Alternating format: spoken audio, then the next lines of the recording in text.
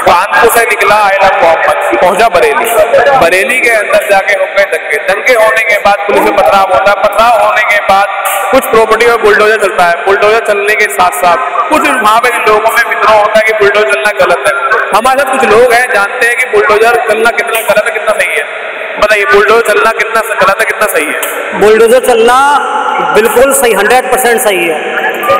और ये जो भी अराजक तत्व हैं जो अपने कर्तव्यों को, देश के प्रति अपने कर्तव्यों को नहीं निभाते हैं और केवल हक मांगते हैं, उनका इलाज तो यही है, संपूर्ण इलाज है इसका। नहीं, उनका कहना है कि हमने कोई ऐसा गलत काम नहीं किया था जिसके कारण हम लोगों को बुलडोजर चला जाएगा। गलत काम तो इन्होंने हजरत बल में भी नहीं किया था जब अशोक चिन्ह को तोड़ा था। आप छोटी छोटी बात का बतंगड़ बनाते हैं। आपको इतनी परेशानी है, आपने बंटवारा करके ले लिया ना ये पाकिस्तान बांग्लादेश। आपके जो आप लोग यहाँ रुके, आपको यहाँ रहना है तो तरीके से बर्दाश्त करने सीखना होगा।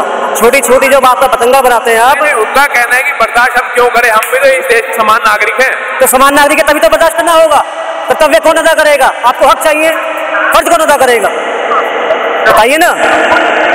आपको अशोक चिन्ह से इतनी बड़ी दिक्कत है तो नोट है उसको भी फाड़ दीजिए ना। क्यों आप उसको जेब में रखते हैं? हिंदुओं से जो है व्यापार बंद कर दीजिए अपनी दुकानों पे। आइला मोहम्मद किसने मना किया? किसने मना किया? फिर क्यों आप जूस में ये पेशाब मिलाते हैं? क्यों आप थूक के रोटियां में खिलाते हैं? क्यों आप लफ्ज़ याद करते हैं? पूरी रेट निकलती है पूरी की पूरी। फैलाने के ब्राह्मण की लड़की का इतना पैसा, दलित की लड़की का इतना पैसा, ब्राह्मण की वैसे की लड़की का इतना पैसा। क्यों चाहिए आपको हिंदू की लड़कियां? क्यों कश्मीर से लाउड स्पीकर आवाज आती है कि हमें कश्मीर चाहिए, कश्मीरी पंडितों के बगैर, कश्मीरी औरतों के साथ? क्यों क्यों आपको महिलाएं चाहिए हिंदुओं की? आप बर्दाश्त करते हैं? ये भी बर्दाश्त करना होता है? आपके मौलाना कहते हैं कि पैंट पहनने वाला नजस है, कमीज पैंट पहनने वाला नजस है। ये बर्दाश्त, इसको बर्दाश्त करना बोलते हैं? इसको भड़काना बोलते हैं। आप भड़काते हैं और आपको सब पता है। मोमिन चाहे अपनी किताबें पढ़े ना पढ़े, उसे पता है कि इसका मकसद क्या है। उसका मकसद है गरजे काफिर का गला काटना। क्यों? आपके हाथ में कुछ पोस्टर मैं दिखाना चाहता हूँ। ये किस चीज के पोस्टर है, क्या लिखा हुआ है इन पोस्टरों पे, और आप ये क्यों ले घूम रहे हैं? देखिए, मैं तो पहले मानव हूँ और मानवता का प्रचार प्रसार करना चाहता हूँ। परमात्मा ने हमें बनाया, सबको एक तरीके से बनाया, 2 हाथ 2 पैर सबको दिए, उतनी ही बुद्धि दी। जितना आप हक मांगते हैं उतना आप परमात्मा के लिए भी अपने जो कर्तव्य हैं उनको पूरा कीजिए। तो उसी कर्तव्य पत्र में अपना निकला हुआ। इसको आप जो देखते हैं बरेली को हिस्सा को जो आप देखते हैं, बरेली में जो कुछ हुआ वो कितना गलत था? सरासर गलत था।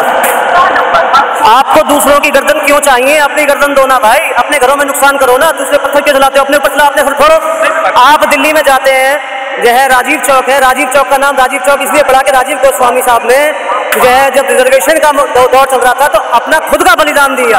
आप भी बलिदान दीजिए ना। आप चांदनी चौक में खड़े हैं, ये रहा गुरुद्वारा शीशगंज साहब, गुरु तेग बहादुर जी ने, भाई सतीदास जी ने, भाई दयाला जी ने, भाई मतीदास जी ने अपना जो है वो दिया है बलिदान। आप भी दीजिए ना।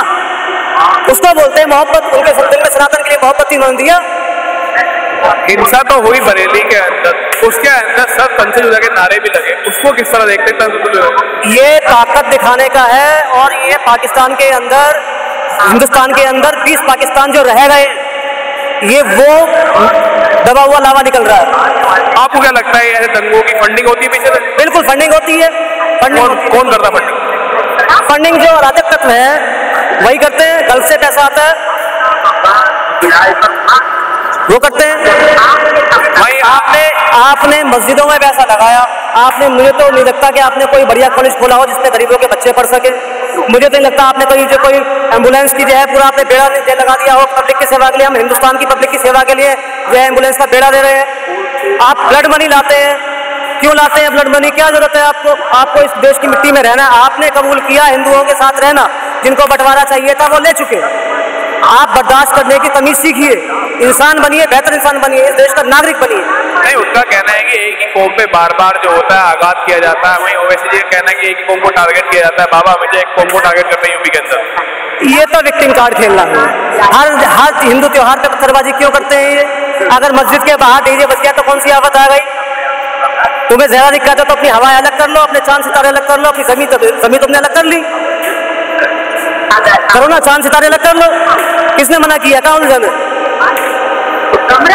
नहीं, साथ में इसके जो होता है ओवैसी जी भी बोलते हैं कि नहीं योगी बाबा जो है, बाबा एक ही चीज को टारगेट कर रहा है, एक ही कौम को टारगेट कर रहे हैं, बार बार उनका कोई कसूर नहीं होता है, फिर भी उनका कसूर निकाल दिया जाता है, उनके घर में बुलडोजर चलते हैं, वो कहाँ तक जाए?